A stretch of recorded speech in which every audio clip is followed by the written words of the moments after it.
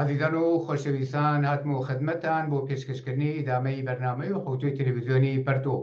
لەم بەشە لە بەرنامە هاوڕێ اسماعیلی وەیسی ئەندامی کۆمیتەی کوردستانی حیزبی حکمەتیستمان لەگەڵا قسە و باسەکەین سەبارەت بە سەرنگونی و ڕووخانی جمهوری ئیسلامی چۆن و بە چ مەبەستێک. هاوڕێ اسماعیلی وەیسی ئەگە دەنگی منتە زۆر خۆشاتی بۆ ئەم بەشە لە بەرنامەی ئەوڕۆی تەلەڤیزیۆنی پەرتۆ.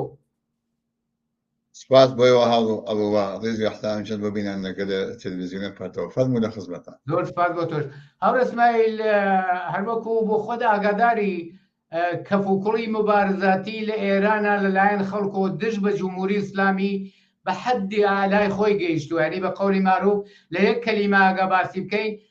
کۆمەلگا لە جمهوری ئیسلامی لە مێژە ڕەت بۆ و جمهوری ئیسلامیان بە هیچ شکلێک نابێت. لەم رابطەدا هەدەفی سەرنگونی جمهوری ئیسلامی لە زاویەی چەپ و کۆمۆنیستەکان و لە زاویەی حیزبی حکمەتیستە و مشەخەسەن تۆ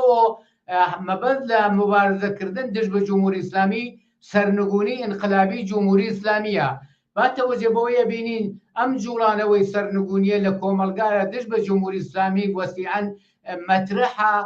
دژ بە کولیەتی جمهوری ئیسلامی، نەتەنها گۆشە و زەوایایە لە جمهوری ئیسلامی. ئەوە سەردەمدارانی ڕژیم لەمە وەحشەتیان کردووە و مشەخەسەن حیزبی حکمەتیت وەختێ باز لە سەرنگونی جمهوری ئیسلامیەکە لەو زاویەوە چاولێکە کە ئەم ئاڵ و گۆڕە لە خوارەوە بە نەفعی بەشی زۆری کۆمەلگایانی کرێکاران و زەحمەتکێشانی ئەو کۆمەلگا کە مەحرومن لەژێر حاکمیەتی جمهوری ئیسلامیە ئەم ئاڵ و گۆڕە لە خوارەوە ڕووبدا، نە بە پێچەوانەی جەریانای ڕاست و ناسیۆنالیست و پرۆغەربی کە ئاڵ و گۆڕ لەسەرەوە ڕووبدا. سەبارەت بەم سەرنگونی ئینقلابیە ئێوە قسە و باسی ئیسباتیتان چییە؟ فەرموو. بەڵێ من ئێستا یەکەم لە چوارچێوەی ئەو پرسیارە کە ئێوە مەترەحتان کرد کە بەناوێکیش پرە مؤلفەگەری کە دەیەتواتەکە باسا کە هەدەف لە سەرنگونی ئینقلابی حکوومەت ئیسلامی ئێران چەست و ئەمەی کە باسا حزب حکومەتیست و منیش بەناوان عەزبەوە حزبە کادرە و حزبە بەئیسڵا پاداک لەسەر قەزیە بە شێوەهای متفاوت کە ئیمان کردەوە حتا کە مەسەڵەن دەبینین ئێمە قبلها وبتهيألي لكونغري إنوا كده 2019 كدباراتين مفاد السنوية انقلابي مع دبارة التسويب كقبل التسويب ودبارة مورد تأييد كونغري قراري قلت دبارة كهدف للسنوية انقلابي جس. أما من مثلا قضية ما روشنا كما هو كبحث نبيها طبعا واقعية وسط جامعية الآن بطور واقعي لحكومة الإسلامية هي شعور كا بلكو أصلا اعتقادي بياكلها اعتقادي بياكل لسلو قضية كبيرة ممكنة كجمهورية الإسلامي بلوغيد أم اعتقاد بياكلنا أوي كمثلا كم ممكنة كاري جيبه جاكلجيت لتك أوي كمثلا دولادود لسلسلة آكل جيجيت ومجال متفاوتة أو مسألة جدي وأساسية كجمهورية إسلامية زانيت أو أقول كرني للجمهورية الإسلامية سفن مسألة كبيرة صاشتي سياسي وإيدو فكر وأمانية بلكو عمل لبعض بيصاب تحكي سياسي اجتماعي وهدفمند وآگاهانه بيصاب جامعة كبيرة شو تبين قضية واعتقادي بياكم مثلا أميدوارة بس لو قضية والتسمية كجمهورية الإسلامية سنة أما بوسط بايس هو كأم بروسيس سنونية كواتي كوزير كواز كجامعة كات كسمع كديم يعني تر أجا فرد دون نشي مثلا بو حفظة وشتون جرشتان أجا بين نودو ششون نودو هشتون بعد هزار شواسوي كوكباسي لبكينو معنا خيزش كين خدابي كمثلا هزار شواسوي كتواشا كسر تحسن يعني كتبت ناس سيدو استان تقسيمات جغرافية بس سياسي شوية حكومة إسلامية لا سيدو استاني كتبت شاروچکا او تشوینگریک که بیستا پیشگام بون هات نبرو عليه موجودية جمهورية إسلامية كمثلا باعتراض أو كمثلا ممكن قابل تصور نبوك مش كده كمثلا بالنسبة بيشتاز قضية بد أما شاهد وضعي كل جامعة ينقسم وخذ حكومة إسلامية نسبة بقضية بيصير واقفة أما مشكلة جدي وأساسي جمهورية إسلامية وزاني أم جمشة أم تسليمة أو تجامع شو تبايو كبتواني أمريكا واعتقاد بيك تواني أمريكا وأما تسي وهمي كجمهورية إسلامية قسبت أزاني كأم سيلاوة أمثلة وكبريتي مثلا لا يحتاج تودي عزيمة اجتماعية هل أمن ممكن بيصا كابيتاليجا كابيتاليجا بنيان وأساس كل موجودية الجمهورية الإسلامية مثلا لبين واحد أما الجمهورية الإسلامية مثلا واقفة أم قلتو برينو كشتار زينان كلهم جلشتانا أزاني كبيصا ليباتك ماس كبتواني كان سواحة المدة بعمر النينجين الزد بيصا كاري قريب زد الزنيو زد الإنساني خوي لو أخا كبتواني إدام ذاته أنا كبصا أزاني كبوي ممكن نية وأما الجمهورية الإسلامية تحمل وقع لفروسهم سنقونيا بطول كلي أو كمان مثلا في معتقدهم كبما مثلا كل كان بس مثلا تقابل جمش كان لفروسهم سنقونيا كأجابين هني كلمة خايدة مثلا جمش راس وجمش شب كلايشة متفاوضنا كانوا نيجلا ما أنت دو جمشة شو نزبط على يكوا بس سنقوني جمش إسلامي كان جمش إسلامي سنقون كان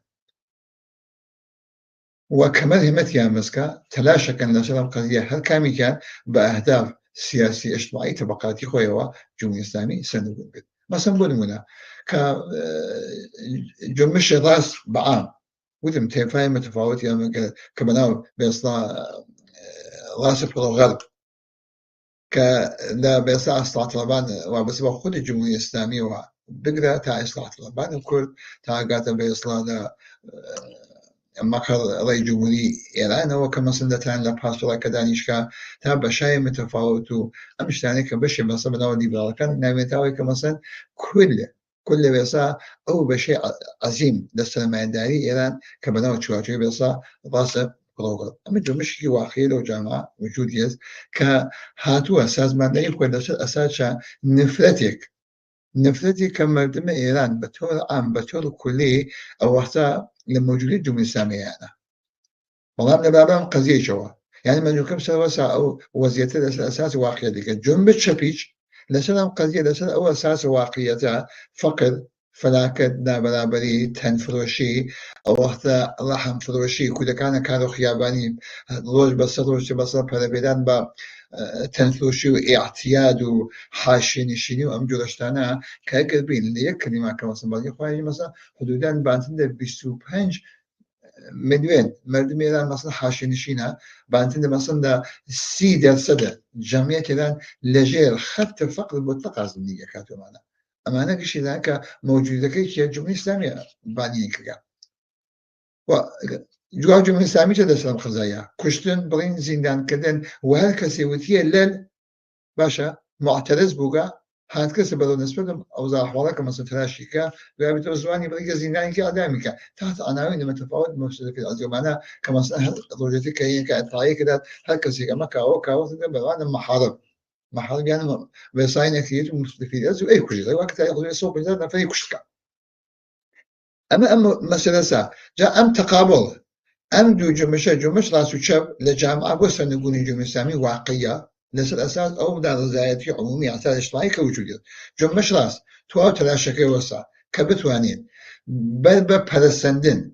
بل بقسترش وتعمق راديكاليزمك لجمش الصندوقوني كلامك أزادي خانز شبا مدرنة سكولارة قالك جاي دين لدولة بيت قالك وقتها أزادي بوشش عليه مسألة حجاب عليه حد وقمندي كي بيصا مناسبات اجتماعية لو جامد بعد هو اجتماعي إنساني خويا كاد قالك دين لا مش بس مسم لا مش بقول جابت تخاليد الدنيا خصوصي كسانة بيت أو وقت جن لإثبات مثلا حق انتخاب وحق بيصلا جابوا نوبي لزندگي بيصلا شخصي خويا كل زندگي يعني دخلنا كادوا مجموعة كل قوانين قماندي كما سموجودية سموجودية ما نمينين بلام أما جمش راز أزانيت أم وزيتا أيوة باي سوا كمثلا مردمي كاعتقادي بياكم مردمي كيف بشويك انقلابي جو مسامي سنقول كان أما حقوق ابتدائي اجتماعي إنساني حقوقي جان شمولة ريدس بياكات بلام جمش راز قريكيا بيصاب بنوع ماسماني كات بقول جولاكي بوريد دعاء بسوى سطر بانوا بفشارك تودي عزيمة اجتماعية زاد اجتماعية كغشاء اجتماعية كبيت مان بیگرێ بەدەستەوە بیگرێتە ئاتوێک وەخت و بێسا وەکو تەختە پەرش وەکو نەردەبانێک کە پشتە سەری لە ڕاست بێسا ئۆرگانگەر و نەهاتگەر ئەسی هەیەت حاکمە ئێران و حکومەت ئیسلامیانەوە چەند نەفەری مۆرەدا بۆتومانە بێژێتەوە بوو ماسماڵیە ئەوە ئینقلابێکدا حکومەت سەرنگون بوو کە لە کوردستانی شاروە جریان بۆ ژوانناسناویم کورد ئەزانەیە کە ئەگەر بێت ئۆزاعەکە بێتە بەرەوە وەست جمهوری ئیسلامی لە کوردستانی نەکەن ئەگەر بە شەخدەری نەکەن خۆیشێت دەبەرەوە وەگەرێکی بێسا ئەیمەگەرێکیان نەهاتگەر و ئۆرگانگەر حکومەت وەکو شیرازە حکومەتێکی نەپاشیبی بەدەستەوە بەڵام جنبش چەپچە جنبش چەپ و کۆمونیستی لەم رابطە بە عنوان جریانێک کە بێسا مادیە ملموسة محسوسة وجودي وهم خود الجمهورية الإسلامية زاني هم برجوازي دنياي ومنطقة زاني وهم جنبش راس بيسا كبكل بيسا جريان متفاوت وقريشان متفاوت يزال هم جنبش واقعية تعمقي بيانك لقى خليك سازماندهية بو أوي كبيسا كبتوانين ام راديكاليزما لجامعة بوسترش فتي بيانكات كريك بيسا تعمق فتي بيانكات سازمان يافتو هدف من دوهبتو سندقوني جمهورية الإسلامي وقت نتيجة اعتراضات تودي عظيم اجتماعي به كبران سنوية انقلابية كبخوي بتواني تودي مردم لرجال مكاني الشورى وكبتواني بس حاكمية جامعة والديمقراطية مستقيم حاكمية مستقيم خوي تسي جامعة بس ما ديت يبدأ أما مسألة وأنت نكاد تتهدد بعضك مثلا محتوى الصيام قزيام كبير صار شكادا كبو أمنيشتا أكيد كبسيابي وقت بحثي. أوكي. زور سوال بو توضيحتان هاور إسماعيل تو تفاوتي أساسي لشعاري سرنگوني انقلابي لقال علوغورة كالسر ورودا بوردي إشارات فكر پرسیارەکەی منە مەدە بۆ مادیەت بەخشین و بێسا عملی کردنی ئەم خاستە وەسیعە ئیجتماعی بەرهەقە کە دژ بە جمهوری ئیسلامی لە مەیدانایە تەوەقعی ئیسماعیلی وەیسی لە مەحافل و ڕەهبەرانی عملی و ئیجتماعی کاریگەری و ئازادی خوازانە لە کوردستان چییە و دەبێت چ بکەن چی لە دەستوری خۆیانە دابنێن کە دوای 40 و چەند ساڵ جمهوری ئیسلامی کە لە ئەریکەی قودرەت بێنە خوارۆ و بەو تەعبیرەی کە تۆ باست کرد لە خوار و کرێکاران و زەحمەت کێشان و ئەکسەریەتی ئەو کۆمەلگا کە مەحرومن جمهوری ئیسلامی لە ئەریکەی قودرەت بێنە خوارۆ کە ئەم ئاڵوگۆڕە بە نەفعی بەشی زۆری کۆمەلگا کە موزبگیران و کرێکاران و زەحمەت کێشانن و جارێتر دوای 40 و چەند ساڵ وەکو تەجروبەی تاڵی انقلابی 57 دووبارە دەورێتر نەکەوێتەوە دەستڕاست و جەریانهای زدی کاریگەری و جەریانهای پرۆغەربی و ناسیۆنالیستی ئەم نەخش و دەورە ڕەهبەران و مەحافلانی کرێکاری و ئیجتماعی و کۆمونیستەکان و ئازادی خواست چ ڕۆڵێک لەسەر شانیانە و چه ئەرکێکەوێتە سەر شانیان بۆ ئەوەی کە ئەم دەستکەوتە مهمە ئیجتماعیە بەدەست بێنن. وأنا چند نکته تأكيد كم مثلا قضية أو المسألة كاينة وأنا بويا كمان أو توضيحاتهم ذا كبيصلا سنقولين انقلابي هدف شز جنبش لاس شبه كومونيستي شون بيلا كاتبه بوغريك جمهوري الإسلامي سنقول جنبش لاس بوغريك جمهوري الإسلامي سنقول ميتوم جورشتانا أبين استخدام قضية كبيصلا أما زبنية كان كبيصلا ذا مسألة سنقولين طلبي وسنقولين سر جمهوري الإسلامي أشين كيب أولين بسيارة كبيرة وانا كمثلا شون كسيدة السنغادان كسربازيجي عالم سنغادانيش كم بركونا شون قالك ما تشوفكم لكونا وشو هم جورشتانا مسيلكم كونا بيت وبيصلا بوشة أشياء لو شمس مثلا شون كم تغيير با بوشة أشياء جمهوري الإسلامي هم بيتهم جورشتانا لسلام قضية بيصلا كام سنقوني بكام محتواها لشرع جيكوا ودواي بيتو أهداف توقعاتي اجتماعي كأكثرية المردم جامعة كبيصلا كبتواني دواي سنقولي جمهوري الإسلامي كدسي بيبايكات ومعنى جيه جزين بحكومتي كمثلا جيه نشيني بتواني كأزادي بروي رفاع أمي اجتماعي أكثرية المردم جامعة تأمين كات أما مسألة جديسة كبيصلا ما تذكروا شنو بيتوا لسلام قضية مبخشن كبيصلا هالسنقولي يعني هالسنقولي شو ممكن جريانات قومي مذهبي كوت من بس ما يكدوم جورشتانا لما كوا دانيش كن خويا داس ما كوا او وقت كنسبه بتوان كل شيء توزع خويا او بقول ياوتي قلالو ماسي بقرن كبينا بلا ودواي بتو عزندا كنا بيجن وما هي نوم كلاك اليوم انا ك بلا او سنغونيه كوا ما نزل من او سنغوي كما سنوا اكيد مدام جامعه قريك كبي سادسي في بياكات زندگی لفقر و فلاکت و دابرابری و امانه بيت شو زعيش لما بدون مفتسي للجمهورية الإسلامية أم نفذة عمومية نوي تبايس والسبب ارتجاع قومي مسامي كل سنة بيصا سني قري سلفي قري بيصا قومي قري بيصا كل دايتي أمانه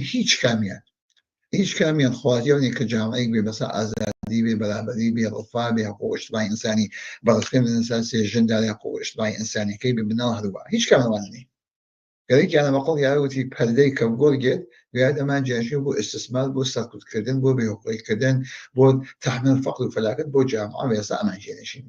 أما تايجي نشان يعني تو تلاش يعني أول كما سنت وشكا أحزاب برجوع ناس كود بتول واقعي كان لكل موجود جمهوري سامي مش تداشي كد وش كلاقي وكجمهوري سامي مش كم بساش لازم بابي كبتشيل أو تكيا داني شكا سلقلوباني بيا رئيس باسكاي بيت تكيا أنا مذاكرة حتى ما مذاكرة ما كنت كمان بيصاب بقى خوي أو يكون جوشتنا دلوقتي عليه أزادي خايبة بس بيتشارك كمثلا كديش يعني لكل سنة عليه كومونيست متشكل بو متحزب بو مسلح بو توانين يا سجي خو ودرس كتابه بس ارتجاع قومي مسؤولية شتاسة كل سنة كومونيزم جنبش واقعية وجود هي زيادة جامعة هذا وضع أحوالي تلا جاء توقش ده المسألة بنظر من برضو أنا أم احتياجات ودي اجتماعية كوجود يز كمثلا هشتا من نقل بك بيصل لصد محلية لوكالة باشا هشتا أمر شبكي واقعي لمحافظة بلانا عملي حتى لصد الشاركة كان بيشكل متشكل بين أو وقت الشار لقل بيصار شاركانا تكفى المندالي كان تشونا كانت كبتوا وكو تنيكي واحد تنقل دسترتاشر كل سنة تو مناطق ويصا مناطق كل نشينا كمثلا لإيلام وإيوان وبيقدر تاقات الأساس الماسو شنو وقت سوما وبلازوشن ونجرشتانا كقبلين سابقين بوغا أما حافلة أجي قدك ما بيت بدأ ارتجاع بيس نجومي ساين بشروك ينقلابي سنوي أشياء بيصا سازمان دهير بكريجد هدف ممشي نفهم قضية أو تلزم هاي متفاوتة نقبو بيصا قام يعني هلا حال حاضرة كبيصا توهمك لجامعة نسبة بيصا كل جريان راس قبل يمش خواز يعني جمهورية السامي شيء جمهورية السامي من تو معنا منتقبان كبقيخة أو قينا كذا بالحال أساسي إنه تابزين كشونا بيتهم جلوسنا أشي بالبوتوهم بتوهم نبت أمانة أصلا هيش وقته كل كل سنة علاقة نشانة دايته أكثرية المردم لكل سنة علاقة حكومة بسيطة كل سنة ذكر أم أحزاب وجاية انتهت لو كان ليلة نبون على الشيء وكل جمل شكان هدف كان كوقت يلبو سواسة وخزائن كويسة واشياء فقد فلاكت كله جامعة ويسا مع شركات بس لو كل أو جامعة شيء بعد هجارين هذه أمانة هذا ينسى جاء أما إيه تو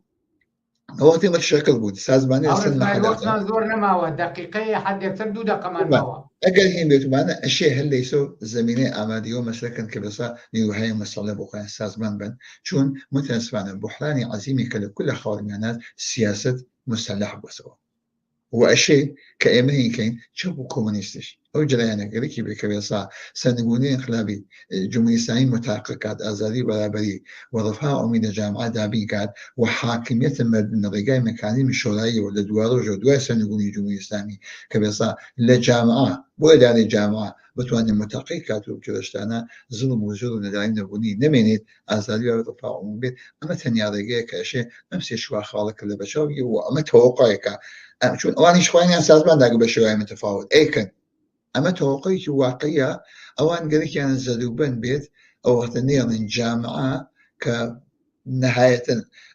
بە شێوەیە انقلابی جمهوریەتی ئیسلامی سەرنگون کات و حاکمیەتە تودەی اجتماعی خۆی بەسا لە جامعە متحققە کە بتوانێت دفاع لە حقوق اجتماعی ئینسانی كل ئەو جامعە بکاتومانە ئەمە خواست مطالبه اگر لیسن جوینوا لدوار رجع بيصا مشكلة ويد وإيتر بپشیمانی و پشیمانی و کاشی ما کردای هیچ سودی کی نیه ایسا شی تکان خوین بيصا سوزی دیره فسل دست نلی ممنون بویوا زۆر سپاس بۆ تۆزەکان هەور ئیسماعیل پرسیارم زۆرە بەڕاستی چون باسێکی مهمیشە بەڵام مەحدودێتی کات ئیجازەمان پێ نادا. سپاس بۆ تۆزیحەکانت و بۆ بەشداری لەم بەشە لە بەرنامەی ڕۆی تەلەڤیزیۆنی پەرتۆدا. بینەرانی ئازیز و خۆشەویست بەم جۆرە هاتینە کۆتایی ئەم بەشەش لە بەرنامەی ڕۆی تەلەڤیزیۆنی پەرتۆ. داوەتەکەم بینەری ئیدامەی بەرنامەکان بن. کات و ساتێکی خۆشتان بۆ ئارەزوو دەکەم.